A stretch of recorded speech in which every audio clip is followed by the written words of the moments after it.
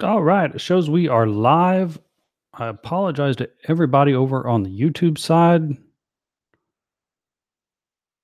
Had some technical difficulties in the beginning. I'm going to wait for Andrew to jump in here and get this party started again. Today's topic. Anyway, welcome back to G4 Outdoors. I appreciate everybody stopping by. I appreciate everyone stopping by as well. All right. Last time Andy put this app out, we were both just about ready to start throwing up from laughing. Yep, and good. Today's topic is how much does it cost to start fishing? We've already talked about this for a half hour off air. Forgot to push the start broadcast button. Always look at that. It says we are live. JCM Lawn Care. What's up, guys? JCM Lawn Care. Yeah, we had a good conversation for a while. So yeah, yeah. Let's. It's kind of hard to start that all over. Andy. Yeah. Hold on. What do you think the top model of a bass fishing boat costs? I mean, for who? That's a tough question. What's your budget? Are you just talking about the most high end you're looking for is like 50, 60 grand? Yeah, if you were a pro tournament fisher, I'd have a Bass Cat, dude, all lit up. Graphics from G4 Outdoors. Probably around 45, 50 grand. 50 grand just to go fishing. Isn't that crazy? But it's only if I had the money. But if I had the money to blow, sure. I mean, people that win the lottery blow money on stupider things. That they do. I might have to share this on Facebook again. People are going to be like, what's that? Actually, I just wish I could open up 2 windows, but it's not going to let me.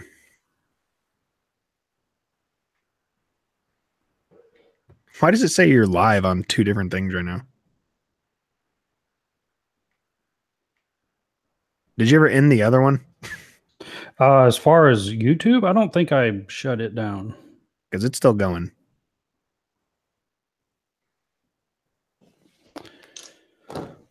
Let's go back there and change that. But yeah, as me being a I'm going to mute my button if you can take over for a little bit. Oh, yeah.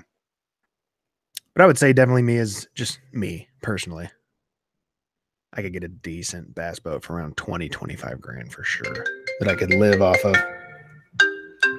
Phone ringing.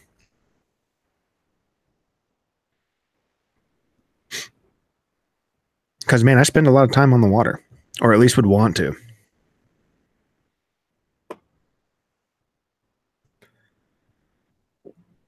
To the Doug. Doug's in the house. Doug was in the house. Andy's crazy. Andy's not crazy. He's just a normal guy. Doing normal guy stuff. But yeah, I don't know. Randy was wanting to talk about some stuff on here. And we will definitely be getting into it. Maybe get some of this stuff organized. That's the worst part about doing it through Google Hangout sometimes is trying to get organized. Not easy. Not easy being cheesy.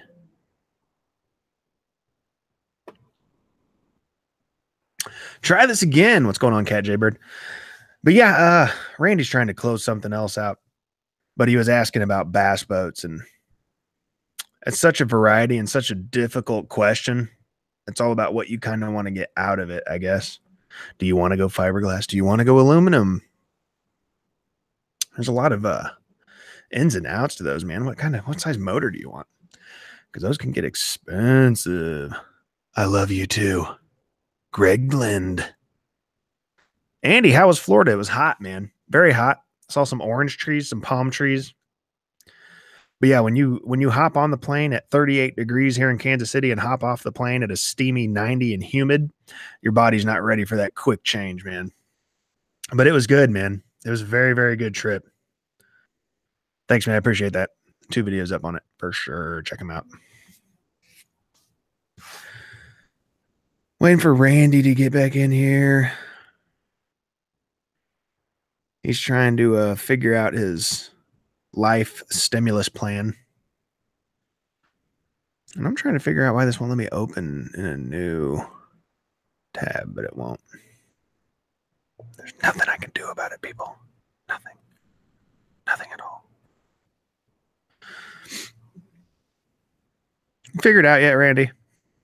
I have got the last one on private, and we're back on this one. I should have labeled it number 2 because I didn't know which one I was looking at because they both have the same thumbnail. Yeah, man. Like I was going into your question, it all depends on what you're looking for in a bass boat.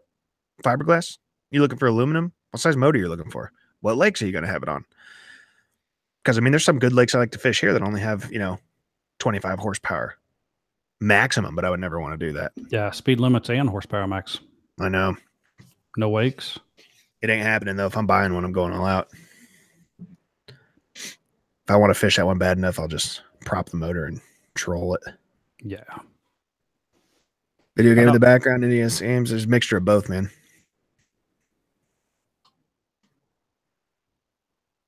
A whole bunch of games on there. Yeah, you can start in a really budget boat. You can go kayaking, canoeing. No, you can't. Not if you're a man. I mean, the kayaking stuff, kayak fishing actually sounds like fun until you probably actually try it. Then it's probably a nightmare. I don't think there's enough room at your feet or next to your legs or anything like that. I know. I don't know. Some of them they make pretty beefy. Like that's just a one rod, one reel day. Because Yeah. I would hate to have all that tackle in between my legs over next. I know. It'd be a headache. No storage. None. That'd be horrible. MLD Landscaping. How you doing? What's going on, guys? We got 7 people in here right now. 8 people in here right now. But yeah, if it was me, man, I really want a Bass Cat. If I could have a dream boat. Who makes the Bass Cat? Bass Cat. Bass Cat makes Bass Cat. Bass Cat makes Bass Cat. What size? 21, 22. Mm-mm. With a 225 4-stroke. You ever get a chance, dude, look up Mike Iaconelli's boat that he runs for fishing. It's great. Gorgeous boat, man. All lit up, LEDs. Just a really cool looking boat.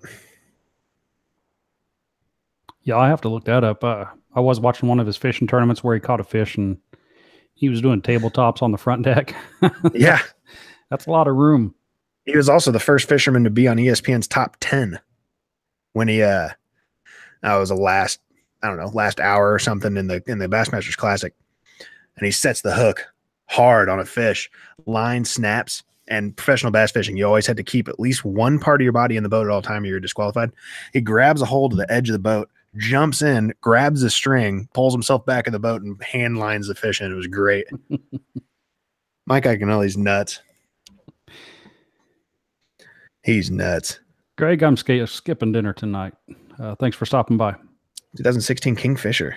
There you go. Maybe we can also go back into talking what you were talking about earlier, how you got a reel and you were purchasing a rod for it. And we went up to Academy. Yeah, the other day we went to Academy Sports. I went in for a new rod for my new reel. I have a Lew's Super Duty, and I needed a reel for it. I don't have any extra rods. No, rod. I don't have any extra rods. So I went in there with the intention on getting a Abu Garcia. I guess you could say I'm a fanboy of Abu Garcia because that's all that's in my mind. I want a Doug. I always want an Abu Garcia just because I know they're reliable and you can't really break them. I've had a lot of bad experience. Not a lot. I've had one bad experience with carbon fiber and give me the other one. Graphite. Fiberglass. You got fiberglass, graphite blanks. There's probably not too many carbon fiber fulls. Yeah, it'd be graphite. Yeah. Closing them in a door. So I just changed the ugly stick for 20 plus years. That's all I've known. So I went in there to get an Abu Garcia reel or rod. And I found some cool ones that were green. Some were yellow. Some were white. Yeah, those new Lus with the, I don't even know what you want to call those grips. It's almost like baseball bat, like wraps from like T-ball. Yeah. I don't know how to explain it, but they look super comfortable. Yeah. They were ergonomically comfortable too. What do you think of the ugly stick? I don't think you can beat an ugly stick to death. I think you can. All except for the eyes. That's the only part on it. Yeah. I shut it in a door and drug it through the rest of the door. That was pretty funny. It's tough because I didn't catfish much. I know Ugly Stick makes a couple bass brands, a little bit stiffer rods. It's just, I don't know. I don't know much about them. So I just about walked out of the door with a $50 discounted Abu Garcia rod and reel. And someone brought it to my attention that there's just as good of a rod for me on the shelf for $25, $30. Oh, yeah. Actually, it was $29.99. But I'm not going to fall for the shenanigans. It's $30. Right. And it's all a gimmick. I mean, there can't be anything to make. When that rod came out, bro, it was a Vendetta, right? I can't remember what it was. Yes, that's what I was planning on getting. What was the other one? I would have to look that up. You have it there? No, I have my Daiwa with me. Okay. Yeah, it might have been a Virtus. But either way, when they came out new, I mean, those Vendettas as a rod, I think were at least $129.99. You know, they're all the way down to $50. So it's just over time, just like anything else, they just get them off the shelf. We got a new model out, and it just shows you how cheap those rods actually are as far as making them wise. Yeah, I would imagine they're like a lot of things. A lot of them probably come out of the same shop. Right. I mean, the technique to making rod and reels, I don't think that they differ that much. You just roll up, but you just roll up some whatever the material is, make a blank, and yeah, I mean, as far as the blanks go, I don't care too much. Eyes I care about. I like my Fuji eyelets for sure. Anything non-regular metal. But again, I like the Fujis. But again, it goes into what you're throwing. Are you throwing a lot of braid, like something that can serrate? Or, I mean, there's a lot of stuff that goes into it. I guess if you want to get super involved in it, there's a lot of crap you got to think about. Same thing with reels, man. It's crazy. They just lose their value instantly. Yeah, you can find some really good deals on your local swapping shops on Facebook or whatnot. Oh, for sure. Lures and everything. Oh, yeah. Chris Bryan, what kind of fish do you fish for? Chris, that's one of the reasons why we brought G4 Outdoors together with Randy and Andy, is because I catfish and he bass fishes. Yeah, and I'm starting to get into catfishing. I mean, I like the idea of not knowing. You know, like bass fishing, you have a general idea. Okay, fishing Smithfield. Completely opposite. Exactly. With catfishing, I know. yeah. And with bass fishing, how do I explain this? I'm 100% sure that there's a chance of me catching a 3-pounder.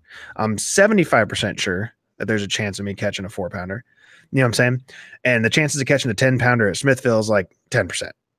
But with catfishing, you know, you're going to catch 2s, but there's a chance you could catch like a 110-pounder, which is crazy. It's crazy. Like, it's mind-blowing. You never know what you're going to come up with. I think that's what makes catfishing cool. They just grow.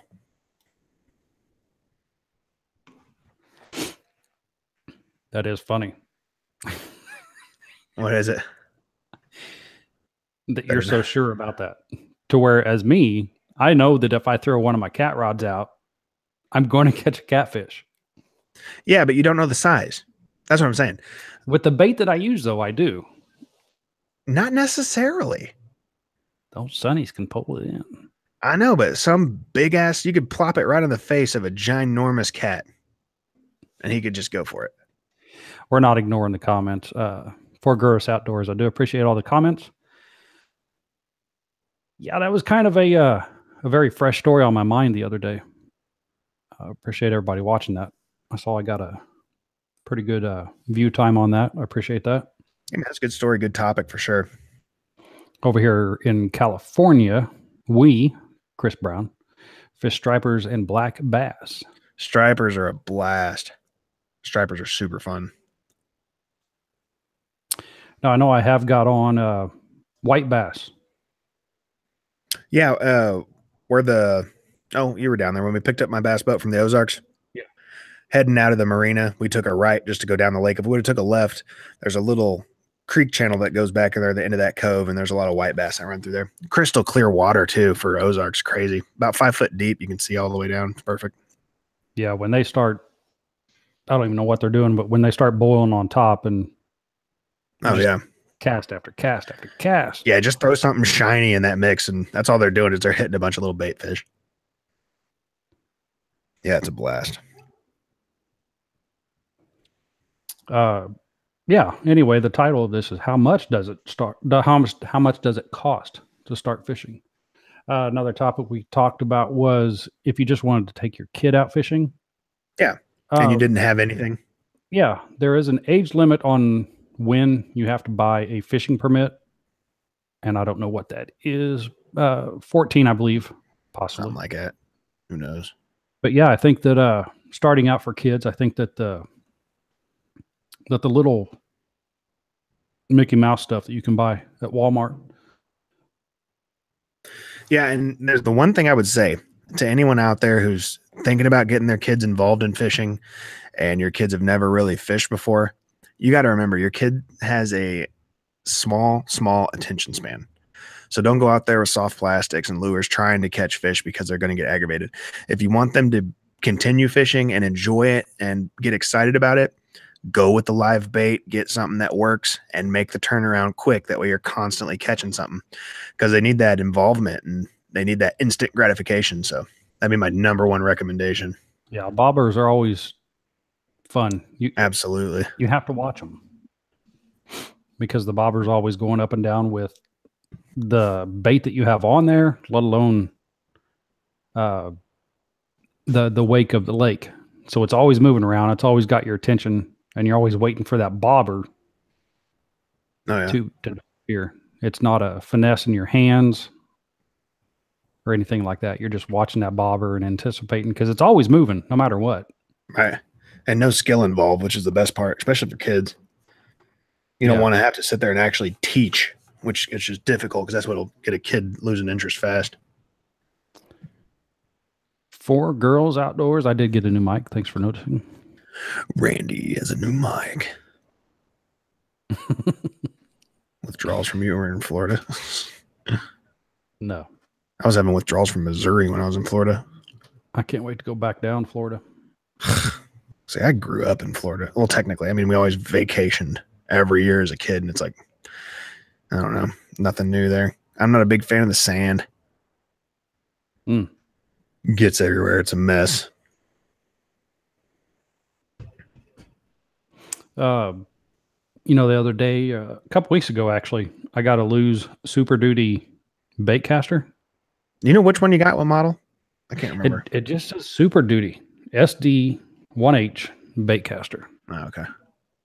There's nothing. There's nothing on it that says. I know the price tag isn't right, but Lew's Super Duty. Yeah, see, I never did much with Lew's when I was big into fishing all the time. I've just always been such a, like how you are of Abu Garcia, I've always been such a Quantum fan. And that's mainly because my favorite pro fishermen use those models. And it's the same thing with anything else. If, Michael Jordan's wearing Nikes, I'm going to buy Nikes if you're into basketball. But Kevin Van Dam, he's always rocking Quantum, Kevin Van Dam series. I'm buying all that stuff, man. I was a big Kevin Van Dam fan. Product endorsement goes a long way. I think it really does, man.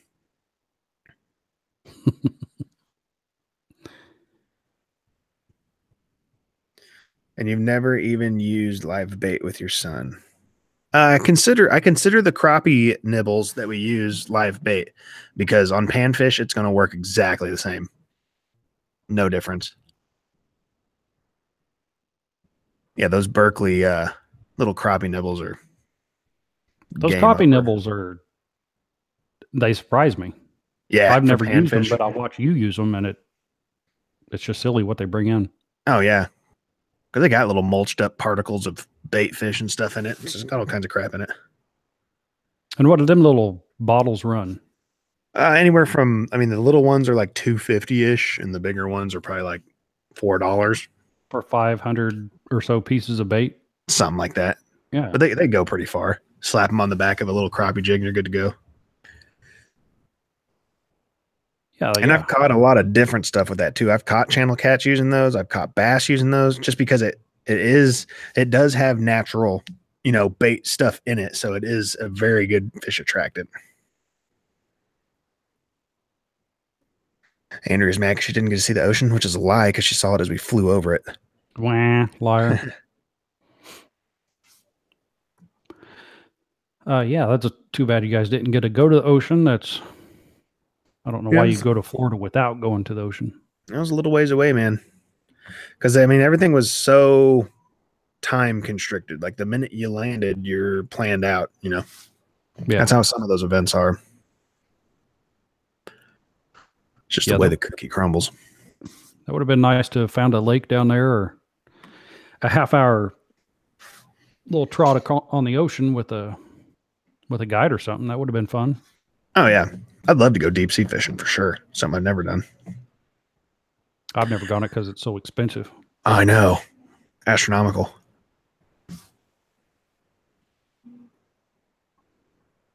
You see there, but when we used to go to Florida as a small child, we used to go buy squid and shrimp and stuff like that, and we throw it out there and catch goofy little fish out of the ocean, though. Thanks for stopping by Fort Garris. Appreciate that. And going to Watkins Mill in June camping. Is King Max live around here? I don't think so. I don't think he does. Crappies will be biting soon. That is true. They will be. I heard actually there's a guy in Jefferson City that his crappie are biting right now. He's probably got a small place, I bet. Yeah. Yeah. Water temperatures are up a little higher there. Yeah. They're probably biting at my grandma's, I bet. I would think. Oh. Independence. INDEPENDENCE. To the top, Crane. Thanks for jumping on board. King Max, thanks for the comments.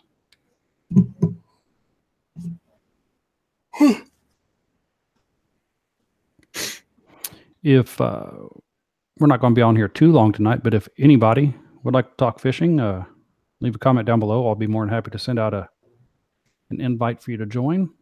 Yeah, if you want to jump on, for sure. So I don't know if we discussed this, Andy. What is... Here, I'm going to interrupt you. Here's the number I want back from all the lures I've bought in my life, and I couldn't even give you a number.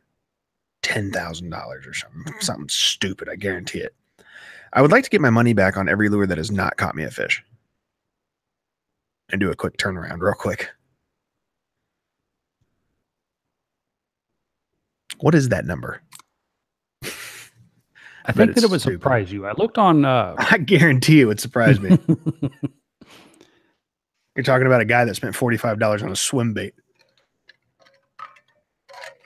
That would just scare me to throw that out in the water. Right? I mean, when I buy sport fishing lures, I buy those knowing that I'm going to lose them. Yeah. It's kind of disheartening. Oh, yeah. And that's why I make my own lead as well. My own lead sinkers, because I know that they're going to get caught up and broke off. It's always the ones that are so expensive but don't catch anything. It's true, man. It's because you can only buy one. Oh, yeah, dude. The lure's lost. It's crazy.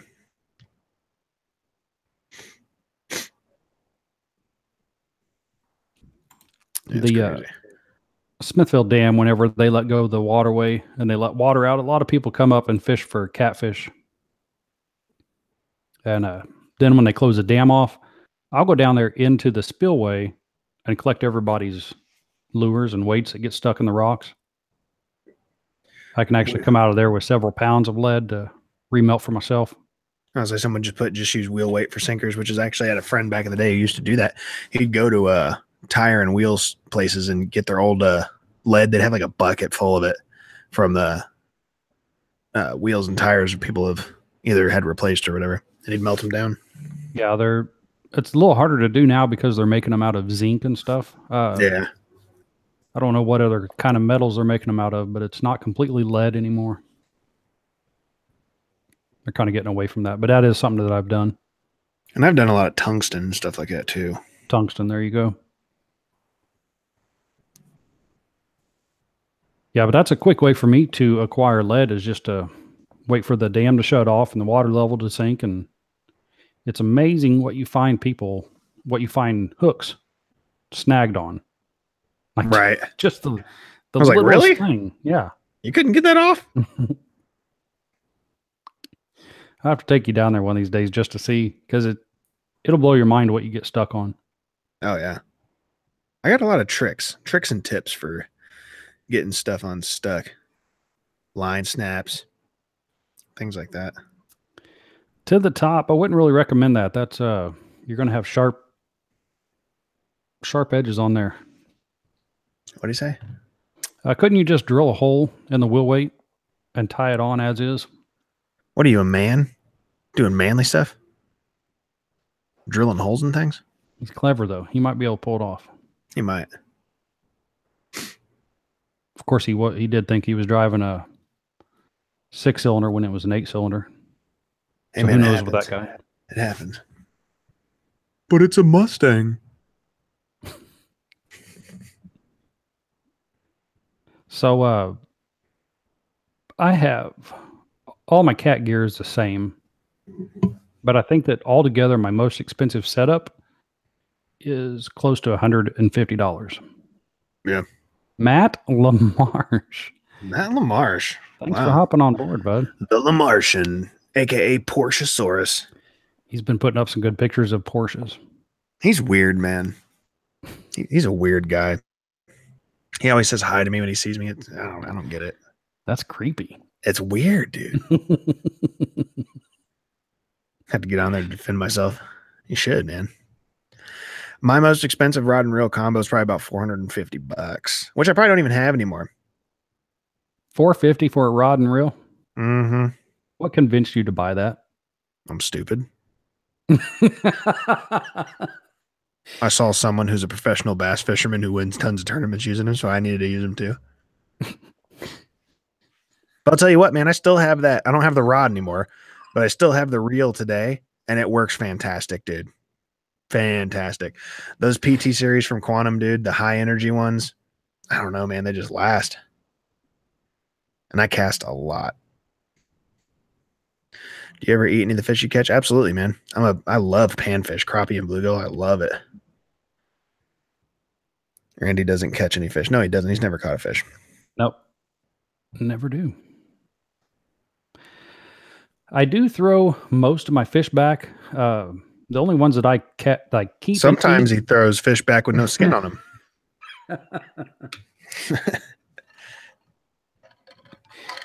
It's like you tried to overcome yourself. Like, man, I had to put this deer down, put it out of his agony. Yeah, that's a good thing, dude. I'm glad you did that. But you also ripped the skin off of a fish and let it go. That's kind of the opposite. Hashtag fanboy Matt LaMarche. I can laugh about that now, but that was at the moment. I was like, oh, that probably stings a little bit swimming there, bud. Some of them contaminants up in your skin and body. Best part, he's swimming down there is another fish looking at me like, what the hell happened to you? What did happen to you, man? God. Chris Bryan knows the truth. Out of all the videos I've seen, Randy catches the most fish. He must not have dug back far enough.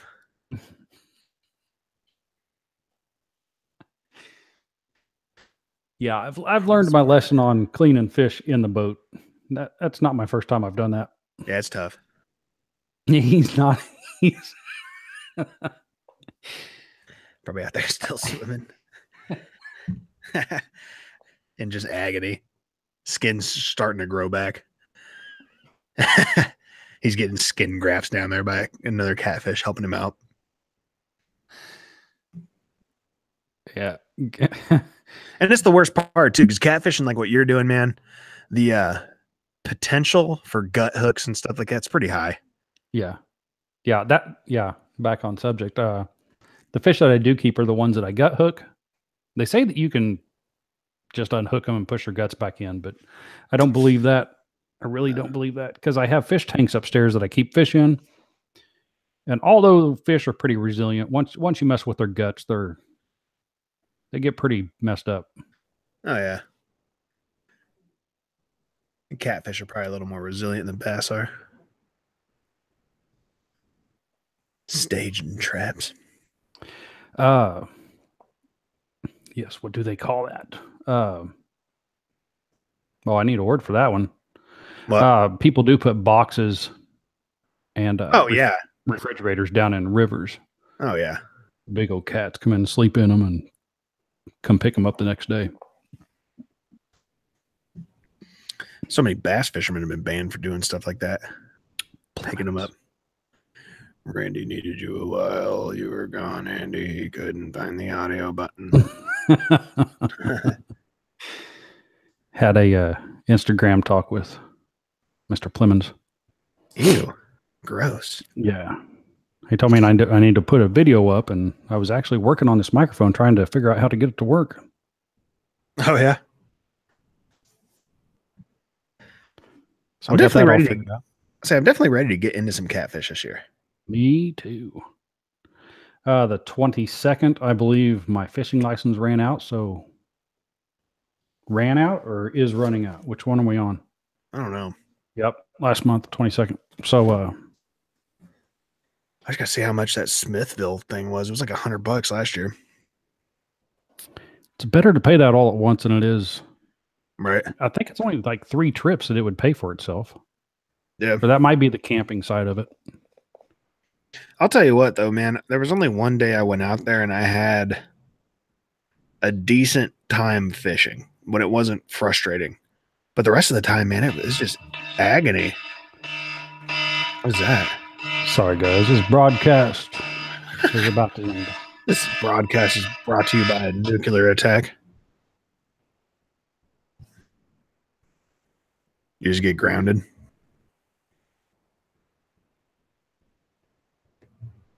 Thank you, Randall Palmer. You are called on duty as the conductor for the UEPMXC 28 at 2200 hours Central Time. The that current 10? time is 20:01 Central Time. The train origination is MX283N. The train destination is MX125. Your engineer is potentially Rob Smith. He's a good dude, man. I love Rob. Please make your selection after listening to these options. Press 1 or say yes to accept this call. Yes. Press 3 or say thank you to confirm. So that is the stresses of freaking railroading. Someone's got to go out there and punch deers in the face again. 3 or 4 o'clock in the morning. So been up all day. Now I got to go to work. Perfect. Son of a biscuit eater. Oh, that phone call nobody was supposed to hear, but that is a crude oil train that I'm going to be taking tonight. Ooh, is that cool or? That's not cool. Why? No, it's dangerous. Take your gun with you. You don't want to get attacked by some crude oil. Guns won't keep me from the train exploding. Never know until you shoot at it.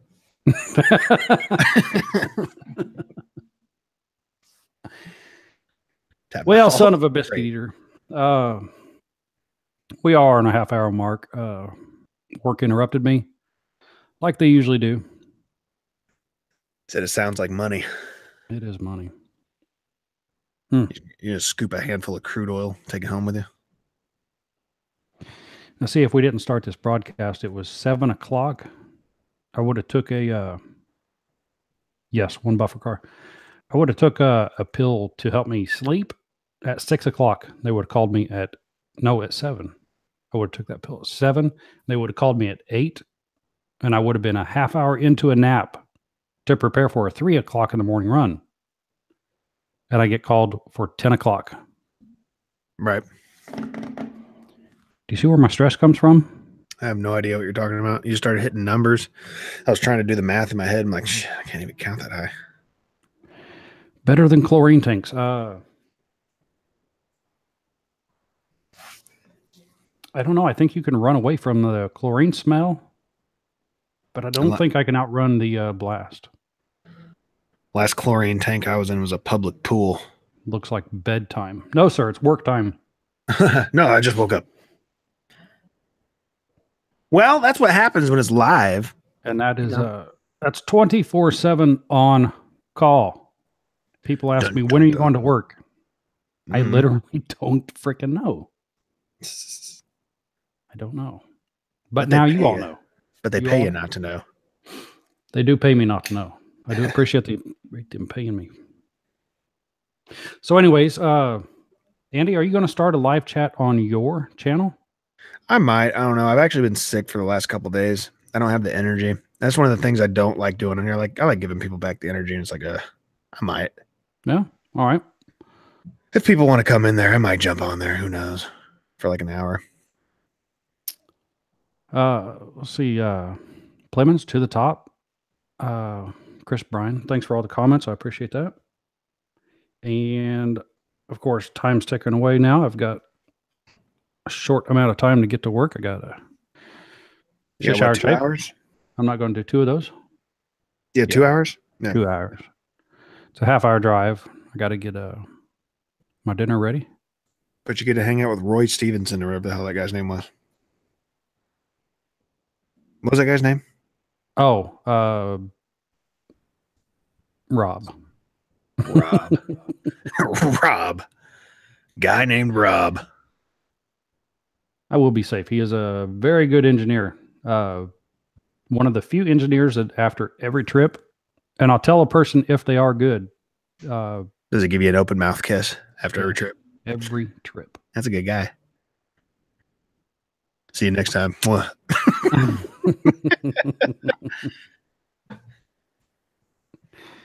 Yes. So anyway, I'm going to cut this broadcast short. Thank you, Andy, for coming on with me tonight. Actually, thank you for pushing me to get this video out there. I needed one. Hey, I mean, we were going to make this a decent one, but obviously, since the first one got messed up, obviously we already talked about everything, so it was hard to do it again. For a half hour. It was. It's like, man, you just got to run through all the same topics we already talked about.